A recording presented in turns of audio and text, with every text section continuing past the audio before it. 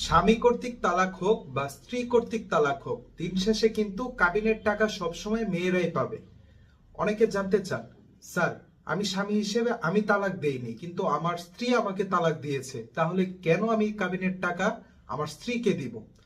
কারণটি জানতে হলে পুরো ভিডিওটি দেখুন এবং আমার আইডি এবং চ্যানেল সাবস্ক্রাইব করে পাশে থাকুন। তাহলে চলুন শুরু করি।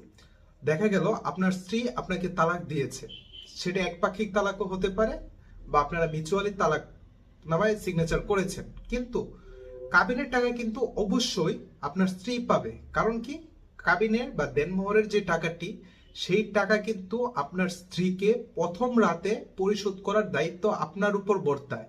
কিন্তু বিয়ের প্রথম রাতে যেহেতু আপনি পরিশোধ করেন নাই, তাহলে এটা কিন্তু আপনার নিকট বকেয়া থেকে যায়।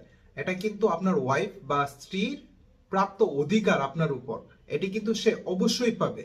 যেমন তার কাবিনের টাকা দেখা গেল 5 লাখ, সেই 5 লাখ টাকা জন্য যদি সে মামলা করে, দেনমোহরের টাকার জন্য কিন্তু সে অবশ্যই মামলা করতে পারবে।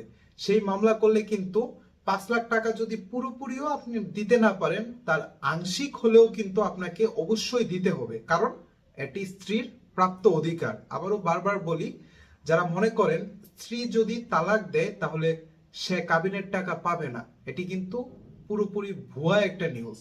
স্ত্রী যদি তালাক দেয়, কাবিনের টাকা সে অবশ্যই পাবে। যে কোনো আইনি পরামর্শের জন্য সহযোগিতা পেতে আমার সাথে যোগাযোগ করবেন আমার চেম্বার, ঢাকা জজ কোর্টে। ধন্যবাদ।